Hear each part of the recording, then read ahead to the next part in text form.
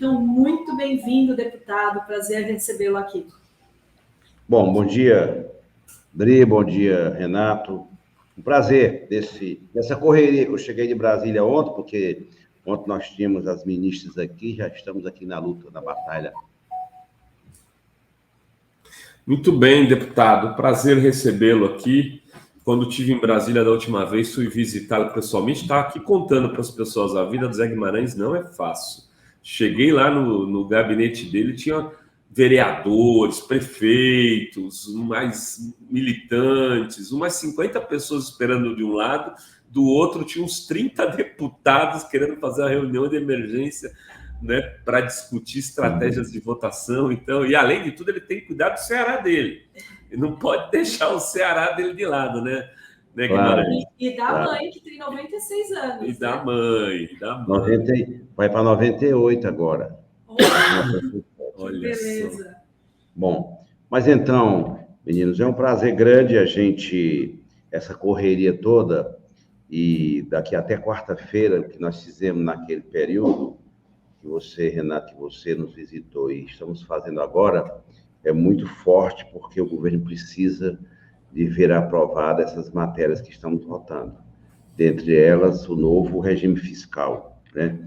E nós vamos concluir isso na próxima terça ou quarta-feira, além de outras matérias que são importantes para o país e que nós estamos coordenando, evidentemente, dentro de um processo de uma correlação de forças que não é a correlação de forças majoritária. Portanto, nós temos que trabalhar com paciência, temos que trabalhar com lucidez, com muita habilidade, porque senão o negócio se quebra e pode comprometer a governabilidade que é necessária para o Lula implantar o seu programa de reconstrução nacional. Portanto, é muito importante esse trabalho que nós fazemos, Dri e Renato, que nós fazemos de articulação e votação das matérias de interesse do país, como é isso, um regime com todas as limitações, mas é necessário.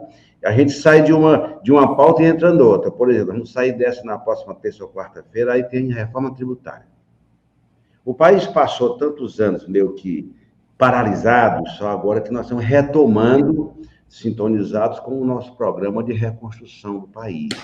Então, não é pouco trabalho, é muito, mas eu estou sempre procurando fazer o melhor, porque quando eu assumi a condição de líder do governo, minha maior missão é ajudar o líder a reconstruir democraticamente esse país, com todos os percalços, com todas as dificuldades, mas as coisas estão dando certo.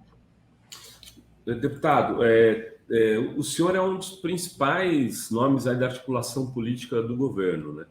Tem tido alguns ruídos aí nos últimos tempos, gente falando, olha, quase perdemos lá o debate da fake news, tivemos que retirar a urgência, mas ao mesmo tempo o arcabouço parece que passou com certa tranquilidade. De qualquer maneira, como é que é fazer articulação política numa situação onde tem dois blocos de direita hoje, né, organizados, e o campo progressista muito enfraquecido, inclusive sem aliados tradicionais, como o PSB e o PDT, que estão no governo pela esquerda, vamos dizer assim, e que estão nesses outros blocos.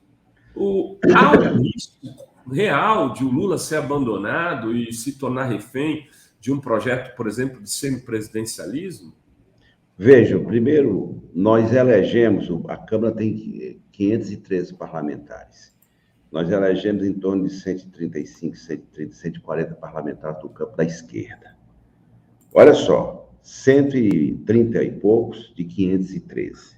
2, nós temos uma correlação de forças muito desfavorável do ponto de vista programático e ideológico, porque a maioria do Congresso votou num candidato que foi derrotado nas urnas. Então, para implantar o programa de reconstrução do Brasil, nós precisamos lucidez política para compor os dois eixos que sustentam a governabilidade, apoio institucional no Congresso e apoio social. O apoio social, o Lula sabe fazer muito bem, e nós estamos fazendo, ou seja, entregando, enfim. E o apoio institucional é a coisa mais delicada por conta dessa correlação de forças que nos é desfavorável. Mas a coisa está indo bem, vou te dar os exemplos. Nós votamos a PEC da transição, no final de dezembro. Sem essa PEC, às vezes as pessoas não têm dimensão. Sem ela, o Brasil estava paralisado. Nós não tínhamos sequer implantado o novo Bolsa Família com os aumentos que tiveram. Nós não tínhamos reajuste do salário mínimo, não tinha reajuste da merenda escolar, não tinha Minha Casa e Minha Vida, não tinha retomada das obras paradas, não tinha recuperação de Estado, não tinha nada. Foi a PEC da transição que deu o volume de recursos de 172 bi para este ano nós fazermos os investimentos que são necessários. Então, foi um grande momento do governo. No início foi a aprovação dessa PEC.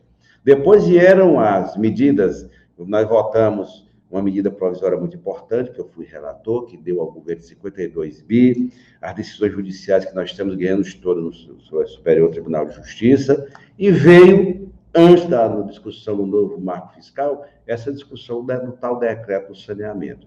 Quando veio essa discussão do decreto do saneamento que foi derrubado, e ali teve um recado muito claro, e não vou chorar o leite derramado, mas aquilo foi um sinal de que nós precisamos atender aquilo que foi programado, acertado e deliberado lá na PEC da transição.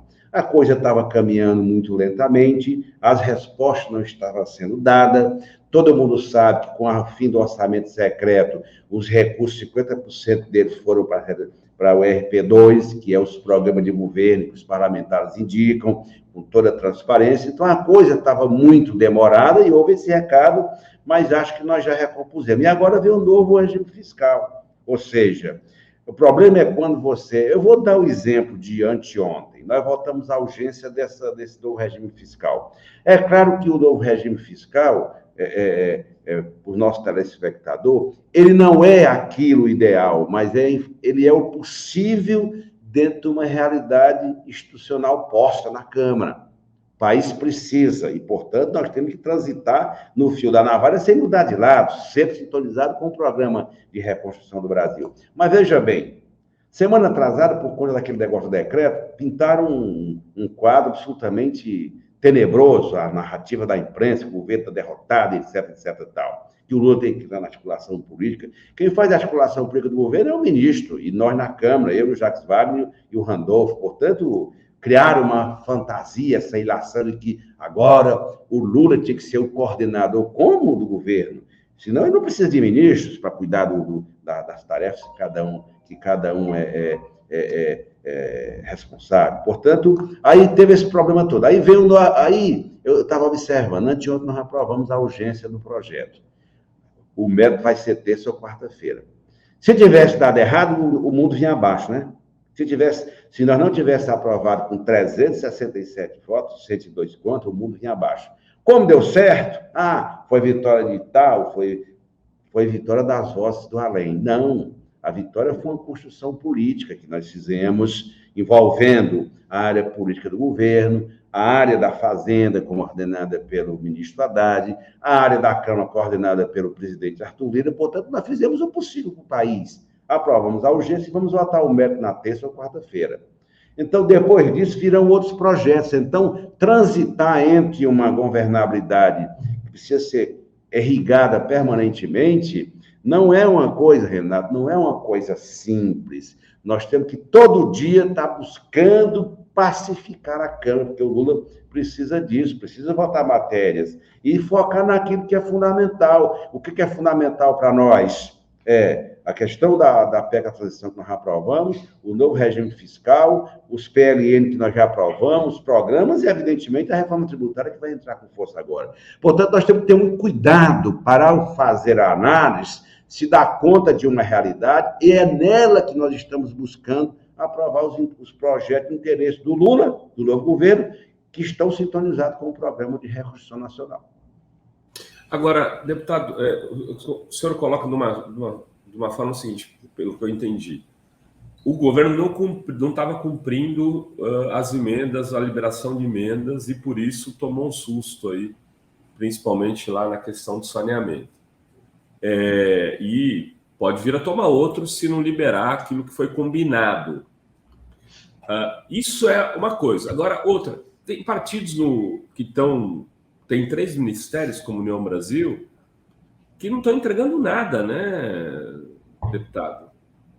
Vejam bem, você está coberto de razão. Nessa votação do marco fiscal, foi muito importante. A União Brasil entregou 43 votos e 11 contra. Então, foi um sinal muito positivo.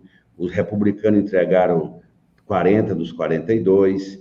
E eles não estão no governo, veja, eles entregaram uma porcentagem muito maior que a União Brasil. Muito maior, é isso mesmo. É isso mesmo. Mas você, por outro lado, você tem o PSOL que votou todo contra. Verdade. Então, você tem nos dois campos problema que nós vamos se enfrentando no dia a dia, nós vamos ter que discutir. Nós estamos discutindo isso. Nós fizemos uma reunião muito importante por conta da votação do tal decreto. O decreto do saneamento, Renato, não era estratégico para o governo, não tinha nada de tão estratégico, mas acho que foi uma coisa mal conduzida, deu no que deu. E deu elementos para se construir essa narrativa de que o governo estava derrotado, que mal começou de 4 meses. Portanto, eu acho que nós temos uma perfeita. Nós fizemos uma reunião com o PSB de bola, o PSD de dado, o MDB, e vamos fazer com a União Brasil. Nós estamos repaginando. Vamos passar uma régua no que houve para ver se a gente consolida uma maioria constitucional. Porque, olha, quando chegar a reforma tributária, havia muitos questionamentos. Eles aprovam ou não aprovam o novo regime fiscal? Aprovamos a urgência com 367 votos. Isso não é pouca coisa. Vai vir a reforma tributária, que é maioria constitucional, é 308 votos. Cada votação a gente vai testando no painel a força do governo. Mas como nós não temos uma maioria programática e ideológica, vocês sabem que nós não temos, portanto, é cada projeto, é cada discussão. Então, é mais denso, é mais difícil, é mais doloroso, é mais doído o trabalho que o ministro da Articulação Política e os líderes da Câmara e Senado precisam fazer. Mas essa é da vida. O que é importante é a gente reconstruir o Brasil. Evidentemente, ainda teve o problema do dia 8, o golpe que eles tentaram dar. Passamos um tempão envolvido nisso, não tivemos nem tempo de implementar as políticas que estavam programadas para esses meses. Eu posso dizer uma coisa para os nossos telespectadores. Eu nunca imaginava que em 4 meses nós fizéssemos tudo isso que nós estamos fazendo. É impressionante. Ontem eu estava aqui com a ministra Elisa Trindade aqui, ela estava anunciando, só para custear a saúde em um hospital aqui, ela anunciou 136 milhões. Poxa, não é pouca coisa que nós estamos fazendo. O reajuste do salário mínimo, Minha Casa e Minha Vida, agora o Bolsa Família. Eu estava conversando com um primo meu lá da região do Encantado, onde mora minha mãe, Edri, e ele falava assim, as vendas na minha bodega, no meu mercantil do distrito lá, é um médio mercantil, uma bodega, como a gente chama no interior, ele falou, aumentaram em média 30% de janeiro para cá. Ou seja, as coisas começam a se encaixar, a economia começa a rodar, e é isso que nós precisamos. Lembre que os agorentos estavam dizendo que o Brasil esse ano ia crescimento de 1%, era 0,8%. Já estão dizendo que é 1,8%, e o ministro Haddad me disse com toda segurança que vai crescer, né? Olha, eu estou vendo aqui uma manchete aqui que está na CNN agora. Prévia do PIB avança 2,41% no primeiro trimestre, segundo o Banco Central. Só falta essa autoridade monetária que trabalha contra o Brasil baixar as taxas de juros, porque tudo mais nós estamos fazendo para dar conta da reconstrução do Brasil. Reconstrução social, reconstrução democrática, reconstrução das relações do Brasil com o mundo, reprojetando o Brasil nos fóruns mundiais, reconstrução do ambiente fiscal, reconstrução do meio ambiente. Cada política é uma ação que nós estamos fazendo e o Brasil começa a respirar um ambiente de tranquilidade. E essa semana a gente ainda teve a mudança da política de preços da Petrobras, né, deputado? Eu ia falar, imagina. Qual o impacto disso, né? É claro. Que impacto isso pode ter na economia? Vocês já estão colocando isso aí nas contas do ministro? Veja bem. Deputado, já estou te nomeando, viu, Zé? Veja bem, é tanta notícia boa, nós fechamos a semana, do ponto de vista político, com decisões relevantes no Congresso, né? Nós votamos medidas provisórias nas comissões mistas e votamos a urgência do marco fiscal. Isso é muito forte para o governo, para o ambiente político do Brasil. Aí, na outra ponta, vem o Lula se preparando, como se preparou, já está no G7. Depois, a última vez que o Brasil participou do G7 foi em 2009. Lá, ele terá conversas bilaterais com os chefes de estados importantes do mundo, projetando o Brasil naquilo que é estratégico para o nosso país, recuperando a imagem do Brasil. Aí vem para cá, os dados da economia já são projetados, uma melhora grande. E de quebra, agora a Petrobras altera a política de preço, reduz o botijão de gás de cozinha de mais de 21%, em média 12% do óleo do diesel. Então, o ambiente está bom. Eu acho que se nós tivermos tranquilidade em continuar trabalhando 24 horas por dia, como a gente trabalha, eu nem sei como é que o Lula aguenta, nós vamos chegar no final do ano. Esse ano, Renato e Dri, nós não temos problema com o gasto, está tudo bem encaixado por conta da PEC. E o gasto desse ano vai servir de base para 2024. Portanto, tem algumas medidas que foram duras, é verdade, no chamado arcabouço fiscal, mas também tem outras boas, portanto, nós vamos transitando, e o governo Lula, todo mundo sabe que, mesmo no primeiro mandato, o Lula foi um dos governos mais responsáveis que nós tivemos do ponto de vista fiscal e do ponto de vista social. Quem desorganizou o país fiscalmente foi o Guedes, foi o Bolsonaro. Esse governo que está aí arrebentou com tudo. Portanto, eu estou seguro que as notícias boas, especialmente essa dos preços dos combustíveis, vai influenciar fortemente no ambiente de prestígio do governo. E em meio a tantas matérias importantes, né? O senhor mesmo falou, arcabouço fiscal, aí a reforma tributária, a gente tem essa questão da CPMI. No princípio, no começo, o governo Lula era contra, né? A base governista, e aí depois daquela questão do G. Dias, acabou mudando a linha para apoiar a CPMI, e agora parece que a oposição não quer mais. Como que está essa história? Vai ter CPMI do golpe? Vai ser instalada depois do arcabouço fiscal, deputado? Nós vamos votar na terça-feira e quarta-feira, acho que será terça-tarde, a grande votação do Congresso, que é sobre o novo regime fiscal, e na quinta-feira, a ideia é que os integrantes, que são os integrantes indicados pelos partidos da CPMI, anunciarão a sua instalação e a composição para a eleição do presidente e do relator. Depois daquele vídeo lá do G. Dias, nós evoluímos, vamos fazer a CPI. Porque o CPI, o que nós não podemos é desviar o foco. O governo não pode se envolver numa CPMI, por exemplo, esquecer aquilo que está sendo feito, desviar o foco. O foco do governo qual é? Entregar, recuperar o país, liberar os investimentos que estão previstos, entregar os programas, rapidez na execução desses programas todos. É claro que nós vamos participar e vamos botar o dedo na ferida de quem quer que seja, porque todo o Brasil sabe, todo o país sabe quem são os golpistas, quais financiadores tiveram, quem patrocinou a violência que fizeram contra o Congresso Nacional, o Supremo e o Palácio do Planalto. Portanto, nós vamos trabalhar não como prioridade. O governo agora... CPI é de oposição. Vamos dar o cuidado, vamos ter o cuidado necessário para indicar, já que querem, para além do que a justiça está fazendo, nós vamos ter que botar o dedo naqueles que patrocinaram aquela tentativa de golpe no dia 8. Não como prioridade do governo, mas é uma prioridade nossa, vamos ajudar e vamos continuar trabalhando como nós estamos fazendo. Hoje, por exemplo, tem 2 ministros na Bahia, o Camilo Santana e a ministra da Saúde, entregando, mobilizando o país e fazer com que o país seja reconstruído e a economia volte a funcionar normalmente. Deputado, quais são as prioridades, assim, você falou da reforma da questão tributária, né? Além da questão tributária, quais são as prioridades até o final do semestre?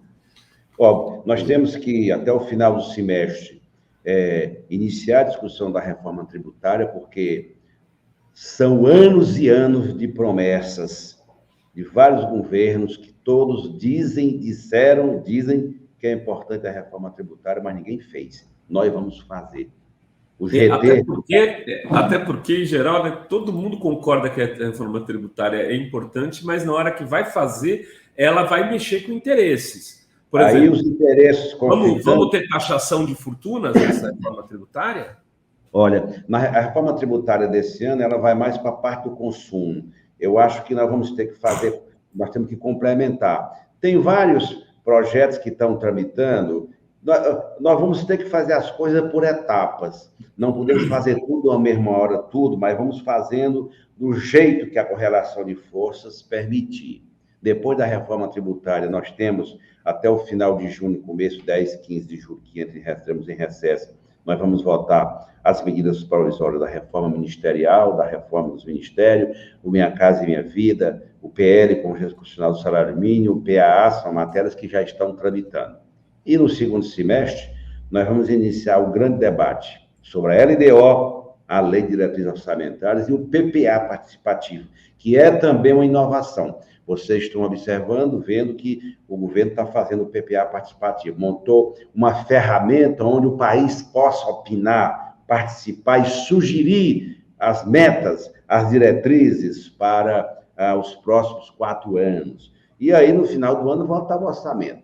Se nós chegarmos no final do ano, tudo isso votar e com a reforma tributária, ainda que com as suas limitações, aprovada, eu penso que, eu até brinco com o ministro Haddad, eu acho que ele levanta voo porque eu quero dar esse depoimento aqui, viu, Dri e Renato?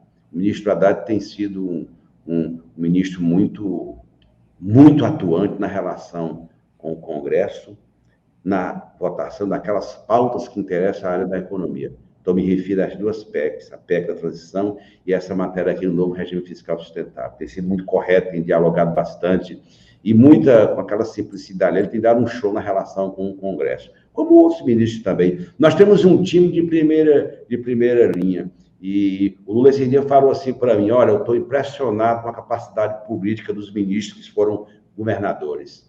Aí nós temos 5, né? Portanto, não é pouca coisa, é um time de primeira grandeza que está trabalhando pelo Brasil de manhã, de tarde, de noite, e nós podemos chegar ao final do ano feito aquilo que não fizeram em 4, 6 anos. É o desejo do Lula, com o Brasil estabilizado, crescimento de perto de 2%, com emprego, Minha Casa Minha Vida se executando. É um ambiente que começa a melhorar definitivamente, como o Lula fez nos seus 8 anos de governo.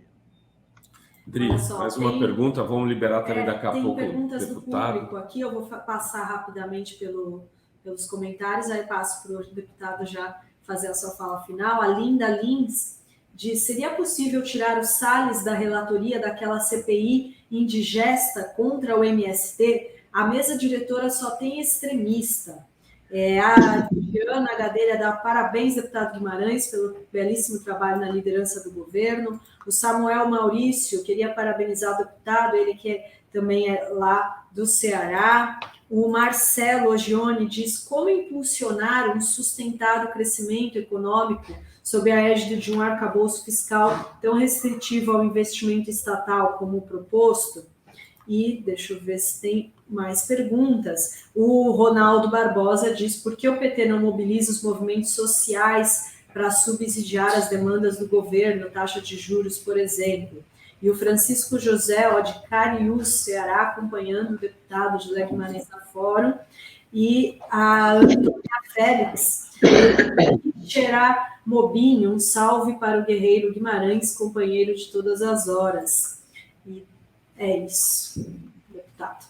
Bom, só para a gente comentar o seguinte, na discussão que fizemos com o relator da matéria sobre o arcabouço fiscal, o investimento público está todo preservado, para vocês terem uma ideia. O ano passado e esse ano, o governo anterior, que foi derrotado nas urnas, ele teve em torno de 25 bi para investimento. Olha só, esse ano nós temos 78 bi. Conforme o que nós vamos aprovar, mantém esse piso de 78 bi, mais em torno de 0,25% do PIB, que daria 100 bilhões de investimento no próximo ano. É quase 5 vezes maior do que nós tivemos nos últimos 2 anos. Por que isso é importante? O investimento público, ele sustenta, ajuda no casamento com o investimento privado. Se você tem uma presença ativa, indutora do Estado, o investidor estrangeiro vem para o Brasil, começa a se montar os negócios e geração de emprego começa a existir. Então, o arcabouço, a pessoa que perguntou sobre isso, não é tudo aquilo que nós queríamos, mas é o possível, até porque estão preservados os programas sociais. Mesmo o salário mínimo está fora, há uma discussão sobre o Fundeb, para a gente ver se a gente... Mas aquelas despesas obrigatórias, como Bolsa Família, como Fundeb, no mínimo terão reajuste de acordo com a inflação. É o que estamos fazendo para melhorar o ambiente econômico do país. Sobre a CPI, essa CPI é o maior escândalo político que eu já vi. Querem montar uma CPI com um único objetivo: tentar criminalizar o movimento social que tem o seu papel, que é o MST, que tanto tem contribuído com a democracia brasileira, que é o MST. É claro que mesmo você não pode querer criminalizar algo simplesmente porque é contrário. E essa indicação do deputado para a relatoria é um tapa na cara da boa civilidade. Um homem que era ministro, fez aquela reunião do Ministério do governo anterior, que fez aquela declaração, jamais terá estatura política e moral para relatar uma CPI da importância dela. Portanto, eu acho que nós vamos lutar muito para evitar, nós não vamos criminalizar nenhum movimento social, nem da direita nem da esquerda. O que todos precisam entender é que o funcionamento tem que ser no marco da democracia. A democracia é um ambiente supremo que permite que os contrários funcionem e que eles debatam e dirijam e se confrontem, mas jamais querer punir. Nós não estamos em ditadura. Quem fez isso foi a ditadura. Prendeu, matou, torturou, baniu. É diferente. O Brasil respira democracia. Mesmo aqueles que tentaram dar o golpe, hoje estão pagando caro por conta... Eu aprendi uma coisa com minha mãe: que se faz, aqui se paga. Que se faz, aqui se paga.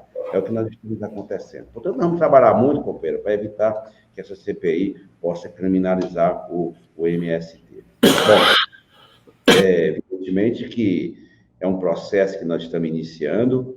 Eu quero dizer a vocês todos e todas que estão nos acompanhando, não tem muito obrigado às palavras que alguns que acompanharam aí esse debate. Eu cheguei ontem para acompanhar a ministra Anísia aqui no Ceará, já recebi várias em audiências hoje pela manhã aqui no meu escritório. À tarde tenho outros compromissos. Amanhã vou participar de um evento na cidade de Paracuru e Amontada, no Ceará, e domingo já volta para Brasília, porque segunda-feira tem muito trabalho. É assim, o Lula sempre nos disse, ele tem pressa para reconstruir o Brasil, e nós temos pressa também para mobilizar o país, mobilizar os diretórios municipais do PT, os movimentos sociais, para dar conta dessa gigantesca tarefa de reconstrução democrática do Brasil. No mais, meninos, muito obrigado, um beijo para Adri, um abraço cheio de esperança, viu, Renato? É assim que a gente reconstrói o Brasil. Grande Zé Guimarães, abração, meu irmão. Obrigada, até a próxima, bom trabalho aí.